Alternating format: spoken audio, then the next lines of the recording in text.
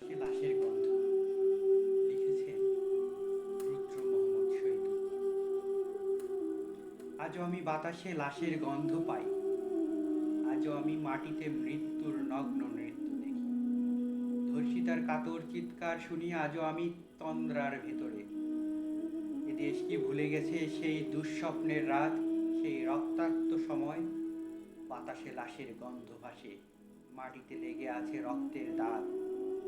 এই রক্তমাখা মাটির ললাট ছুঁয়ে একদিন যারা বুক বেঁধেছিল, জীর্ণ জীবনের পুজে তারা খুঁজে নেয় নিষিদ্ধ আধার।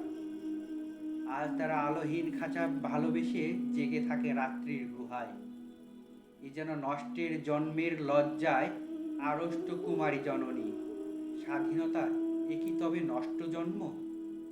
এ কি তবে পিতাহীন জননীর লজ্জার ফসল? জাতির পতাকা আজ খামচে ধরেছে সেই পুরনো শকুন। বাতাসে লাশের গন্ধ, নিয়ন আলোয় তবু নর্তকীর দেহে দোলে মাংসের তুফান। মাটিতে রক্তের দাগ, চালের গুদামে তবু জমা হয় অনাহারী মানুষের হার। এ চোখে ঘুম আসে না, সারা রাত আমার ঘুম আসে না। তন্দ্রার ভিতরে আমি শুনি ধর্ষিতার করুণ চিৎকার।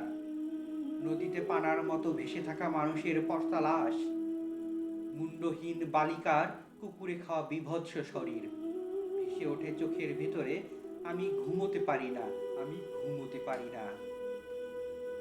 রক্তের কাফনে মোরা কুকুরে খেয়েছে যারে, শকুনে খেয়েছে যারে, সে আমার ভাই, সে আমার মা, সে আমার প্রিয়তম পিতা। স্বাধীনতা সে আমার স্বজন, হারিয়ে পাওয়া একমাত্র স্বজন।